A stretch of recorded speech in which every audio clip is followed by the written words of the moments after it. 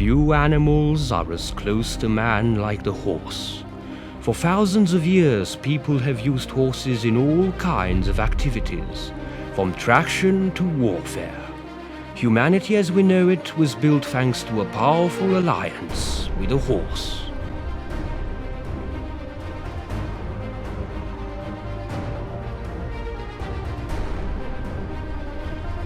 They, with their human allies, were heroes in battle. Never could humans conquer new territories with such rapidity if the horse was not nearby. The wild horse, symbol of freedom, was now transformed into a weapon. Its speed and agility was just what a man wanted in order to take control over the world. But today, horses have a whole new job for us. Through years of selective breeding, we have created the ultimate competitive beast, the racehorse. An animal as big as a cow that could run with over 40 miles per hour. Elegant and gentle. The horse is no longer a war beast, but an animal full of meaning for us. An animal that made us who we are. But in the race, the horse's speed can turn deadly. But speed made the horse free, and its survival in the wild totally depended upon it. But what we see now is nothing more than an animal that does what he does best, and what he seems to enjoy: run. Running horses were an inspiration for artists and poets, and in the end an inspiration for us all. The tale of the horse is millions of years old, but in contact with us, it reached a whole new meaning. This is the story of how horses were first domesticated, and how they entered into the battleground, and how they eventually became athletes.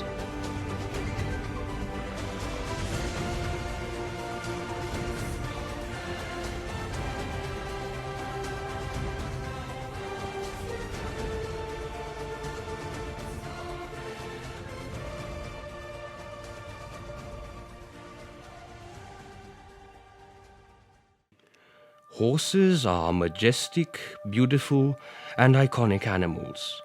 Human beings have been fascinated by them for millennia. But only recently in human recorded history did horses teamed up with people. The natural history of the horse, however, it's much more exciting.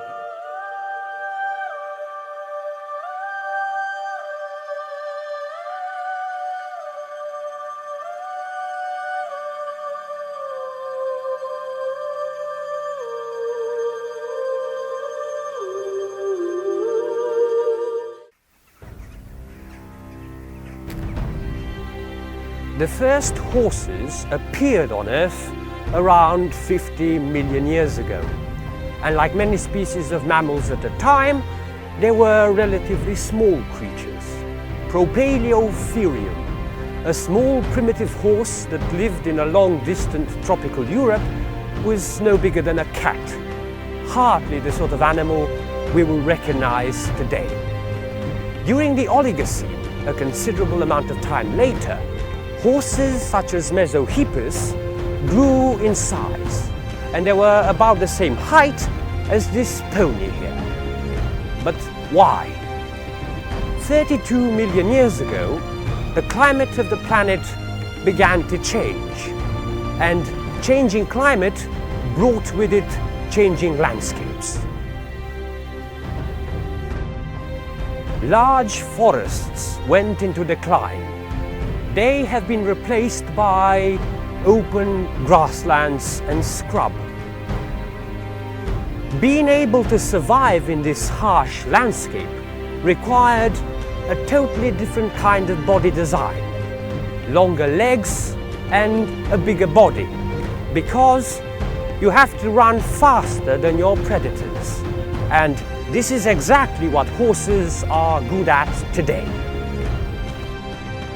The Oligocene was the birthplace of the horse's incredible gallop and stride. And this is in due course possible because of the changing landscapes and changing climate that took place all those millions of years ago. Most importantly, the tiny hooves of the mini horse have been reduced in number to just 3. During the Miocene, horses were accomplished savanna inhabitants. Hipparion, a close yet smaller resemblance of the modern horse, was a very common sight on the savannas of Africa. Evidence of its success can be found in the fossil footprints of Olduvai Gorge in Laetoli, Tanzania, and also into the fossil bones unearthed at the site. The modern horse, however, was a common sight on the grasslands of the world only around 5 million years ago. The Ice Age horses were one of the few large mammals to cross the Bering land bridge and to colonize the steppes of Eurasia. Some even went as far as Africa and became the ancestors of the modern-day zebras.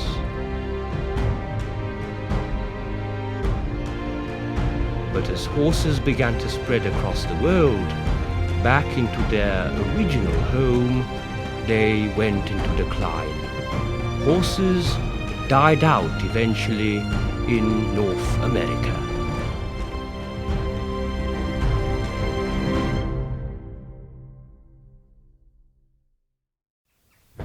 In many ways, their migration on the lands of Europe and Asia was a good thing, because here the wild horse managed to survive right to the present day. And around 5,000 years ago, people managed to tame and domesticate horses for the very first time.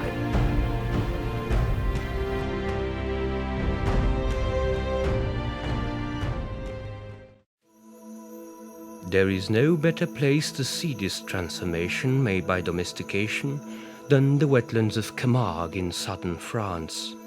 White horses, partially wild, roam the vast wilderness here, and their hooves find a path through the marshy fields, galloping freely like their ancestors have done thousands of years before them.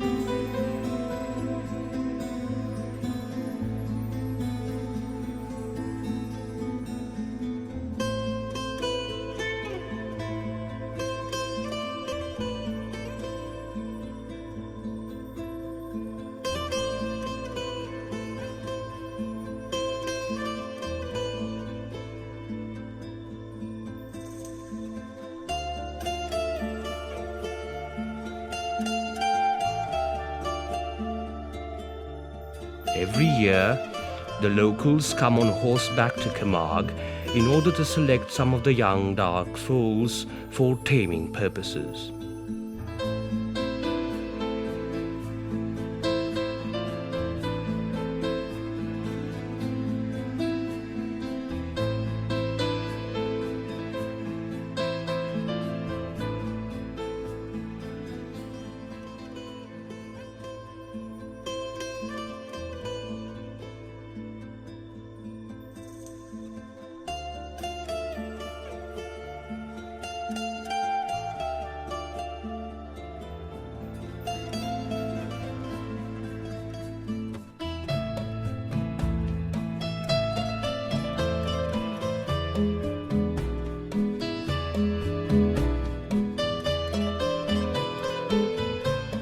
Today, the Camargue is just as famous for its harsh windy beaches as the beautiful horses that inhabit them. The horses here are so at home in the water that they are literally brothers of the waves.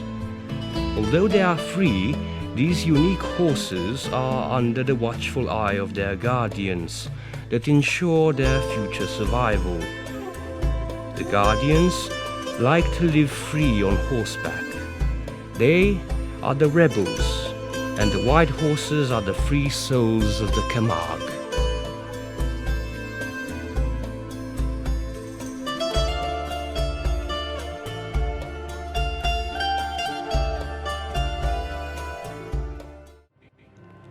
I always loved horses. They are so beautiful and fascinating to look at. But natural selection shaped the biology of the horse in the most surprising ways.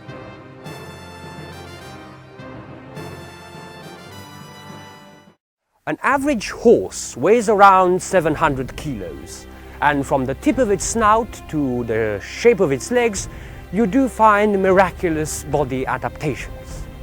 Horses can't breathe through their mouth like we do. Instead, they have evolved a large nasal cavity to do so. In a race, fuel efficiency is the key, so horses require a large pair of lungs. During a gallop, a horse can breathe in around 21,000 liters of air, the same equivalent as a human breathes in 2 whole days. Fantastic, absolutely marvelous. Horses' lungs are around 2 meters long. They can expand and contract 150 times a minute. It is quite amazing. Horses use some sort of piston motion through their gut in order to increase their running capabilities. By pushing air in and out of its lungs to maximize speed and gallop.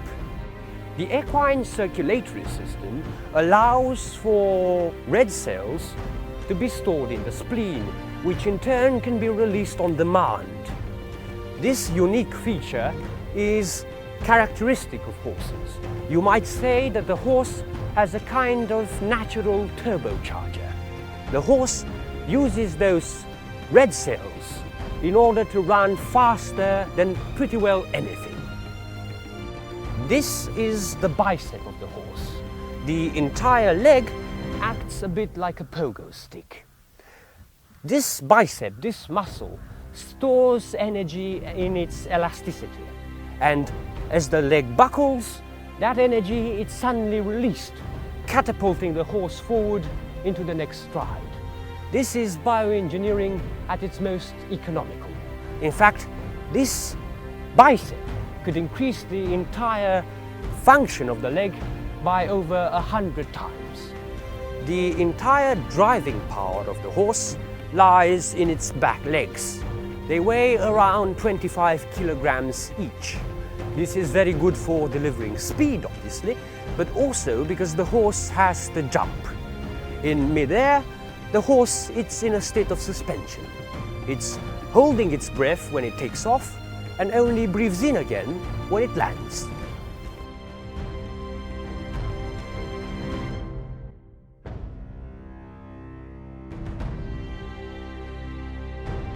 The most extraordinary thing about horses, I think, is their locomotion. While running, at least one leg is touching the ground, sustaining the entire weight of the animal, which you might remember, it's about the same as a small car. In order for this to happen, horses developed hugely powerful tendons to cope with the immense stresses on their long, slender limbs. And no animal does this, which is more than incredible.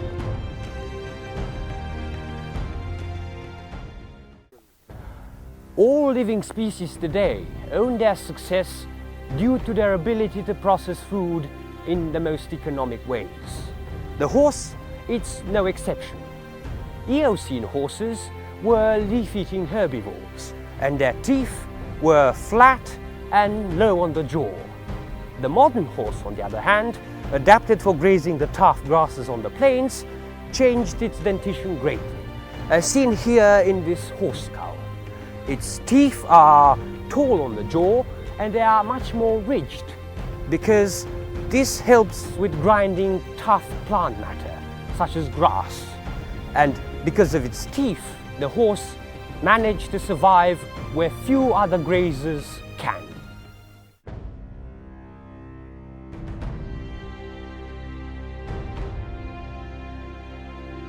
Grass, desiccated by powerful winds on the Tibetan plateau, is the main source of food for a very resilient equine pioneer. the wild ass. Most grazers, such as yaks, will not be able to cling on with this extremely hardy animal it's able to live. The ancestors of the modern horse had to deal with the same desolating environment.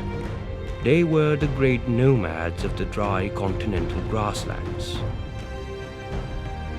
And because they were so tough, they managed to survive even on the steppes.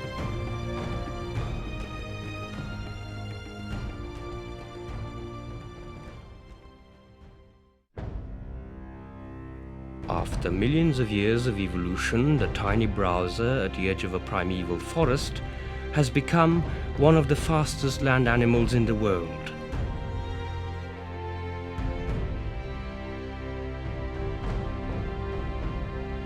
Sometimes, however, ambush predators such as Smilodon were able to bring down even the mighty and elegant forerunner of the modern horse, the Ice Age Western horse, otherwise known as Equus occidentalis.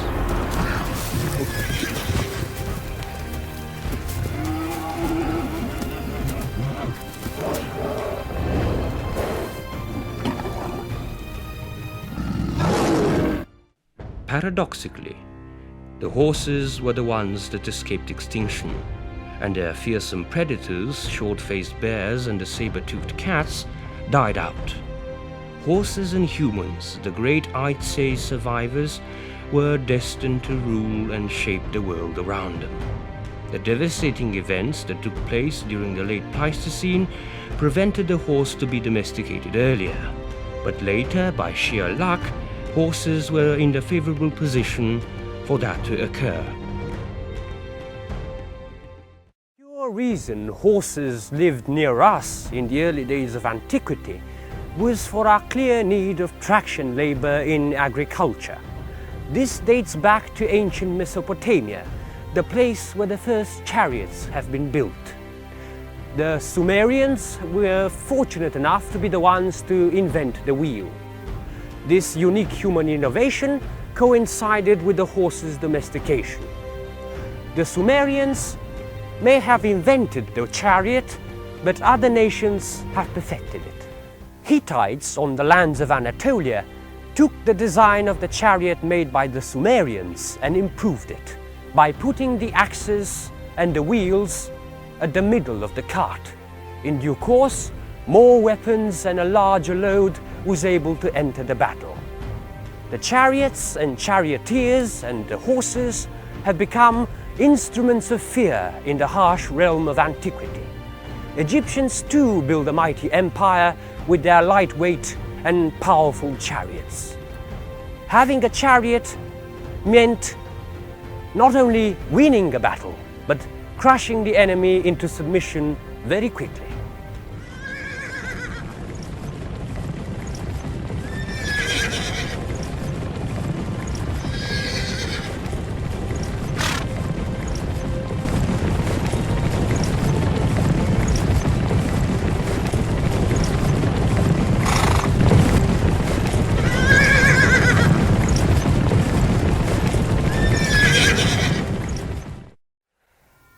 As the world's empires grew in size and strength, the horse was needed more and more into the battlefield. And by the year 600 BC, the first cavalry appears on the pages of history. Warriors on horseback, armed with iron weapons, were virtually indestructible. Riding a horse in the middle of a war gave man a great deal of bravery. This was the turning point in our human history. During 1814, in a military conflict between the Prusso-Russian British Army and French troops, horses could give soldiers a great advantage. The Battle of Hoogstraten, as it was known, had a very low number of human fatalities. Very hard to believe, I know, but this famous war could not have been won without horses. Our very survival and our victory on the battlefield was possible thanks to them. It took much more than manpower and strategy in order to win this battle. But by the end of it, the coalition and its cavalry put the French troops on its knees.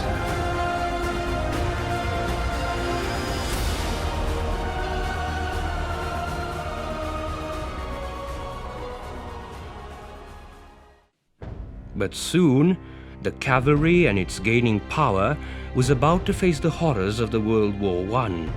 Here, both traction power and the fighting abilities of the horse were put to use. The British cavalry and its many horses were one of the first to face the enemy head-on. Incredibly, horses have been used as living shields too. The horses gave hope to the soldier when there was none.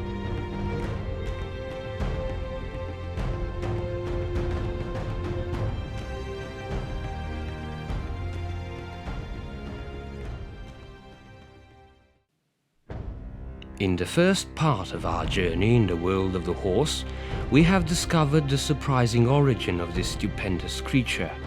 Not only that, but we took a closer look to its beautiful inner workings, its anatomy.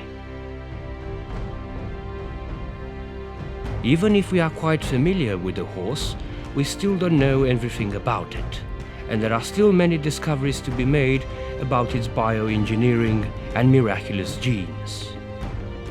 We also saw how victory in warfare and national pride alike have been under the influence by this animal.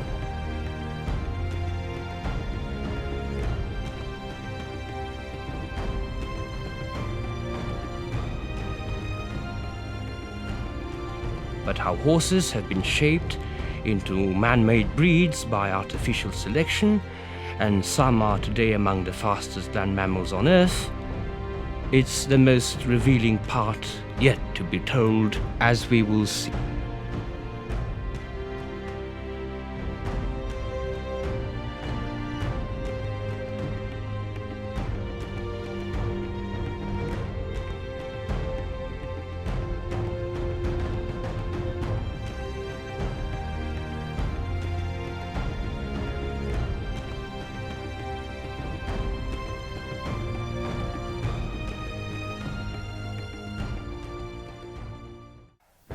At present, there are over 350 breeds of horses and ponies in the world.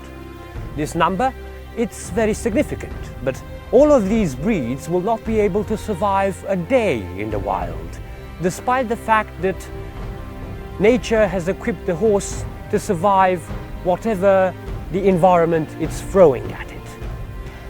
In order to modify a horse's appearance, you need to know what features to alter. Breeders have been doing this for centuries now, and one of the best examples is that of the Shire horse. Draft horses of great size and power, appreciated for their pulling power capabilities and docile temperament. Shire horses are in decline. During the 1960s, they have been replaced by tracks and tractors. Now, the future of the breed lies in the hands of enthusiasts and traditional breweries that still require working shires. In the early days of the 19th century, there were at least 3,000 shires at work in London alone. Their value was more than priceless. A 1-ton shire was more than able to pull a 6-ton cargo with ease.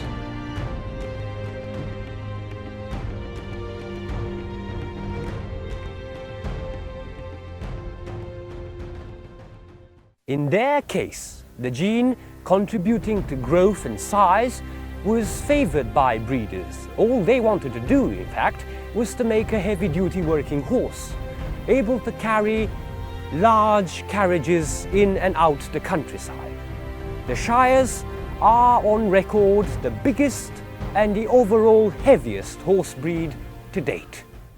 People love the power of a horse, but what about its speed? Well, we are fascinated by that too. It's thrilling. So much so that nowadays, horse racing is at its peak. But this could not have happened at all if not to human selection. The horse's natural need for speed has been trained and modified by us. All the great races, thoroughbreds such as Eclipse, Secretariat, Dawn Approach, and many more, owe their success to a unique pedigree. DNA samples taken from hundreds of racing horses reveal that a simple gene, the myostatin gene, contributing to speed and muscle power, could make the difference between a racer, a good racer, a champion, or a loser. The myostatin gene could now be used to make much more well-equipped horses for racing, something that breeders never thought of about a century ago.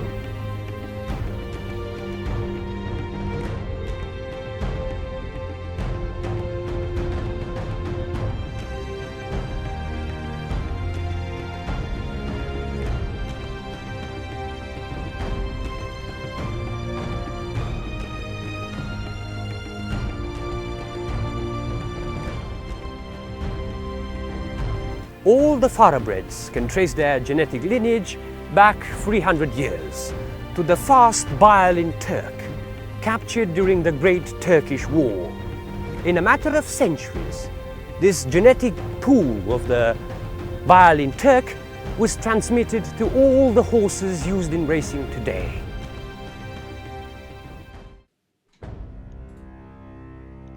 Another remarkable breed of horse can trace its origins back to the rocky desert foothills of the Atlas Mountains, located in North Africa.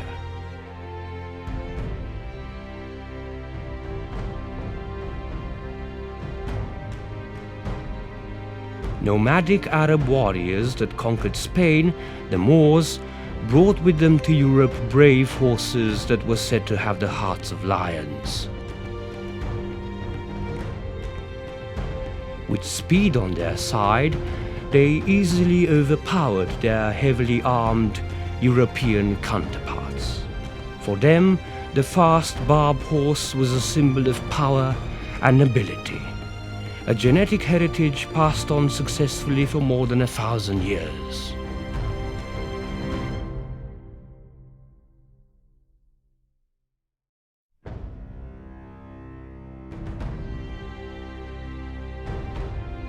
The entire history of the Berbers is immortalized in the sheer brutality of war.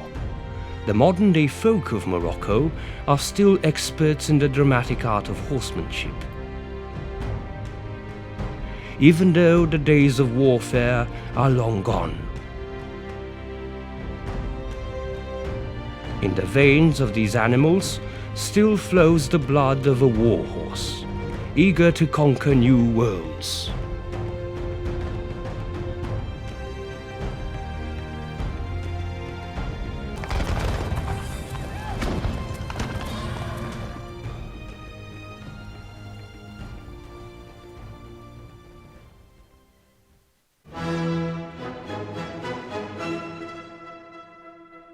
This is the Spanish riding school of Vienna, world-renowned for its beautifully choreographed horse dressages.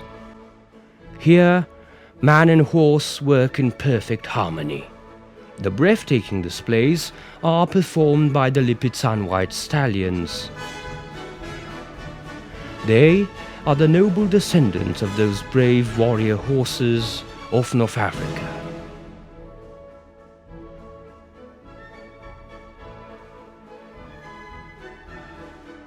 Inquisitive and intelligent, a true equine form of splendid European nobility.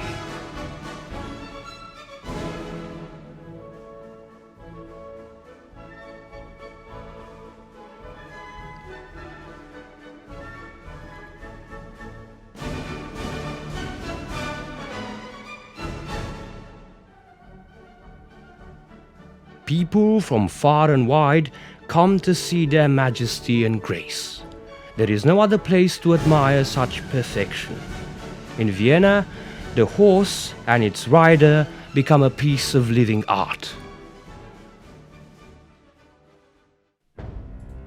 Selecting horses that can run faster than others brings a great problem. If you run fast, there is a great chance to get injured more quickly. So the natural ingredient for any speedy horse is in fact to be more or less average.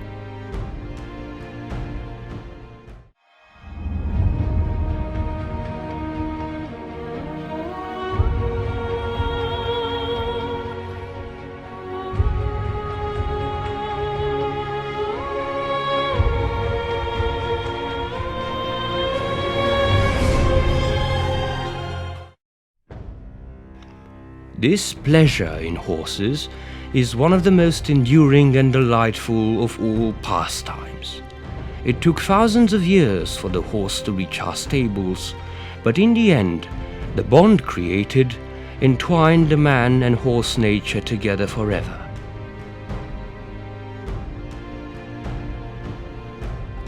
The early man was so fascinated by the horse that he painted it on deep cave walls.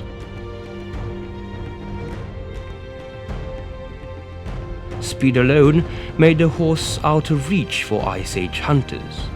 By then, horses were valued just for meat.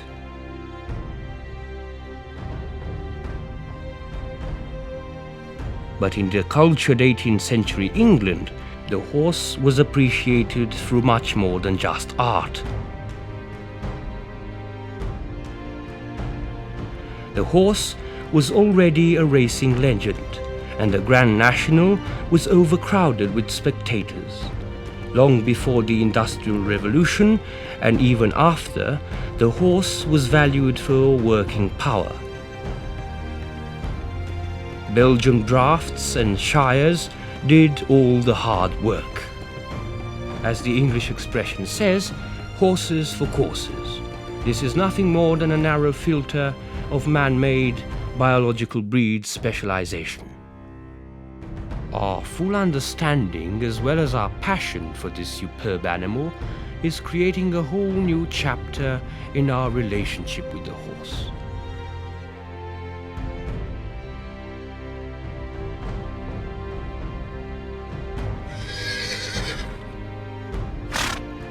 And there is no other moment in history for this to happen. The next generations, like the children who passed on the art of taming the horse, must care once more about the animal that made us human.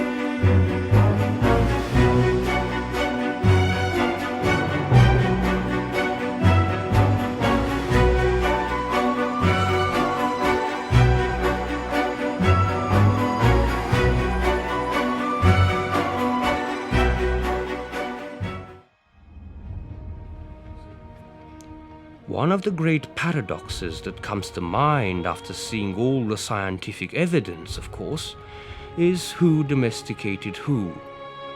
People have domesticated horses, or it's a bit the other way round.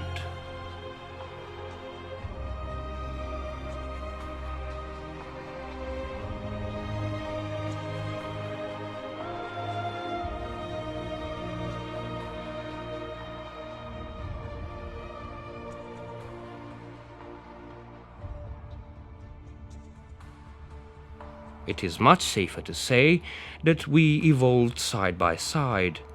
Evolution favors any ecological niche for the species, even one close to yet another species. So with our help, horses carved out their own surviving solution to face the environmental problems.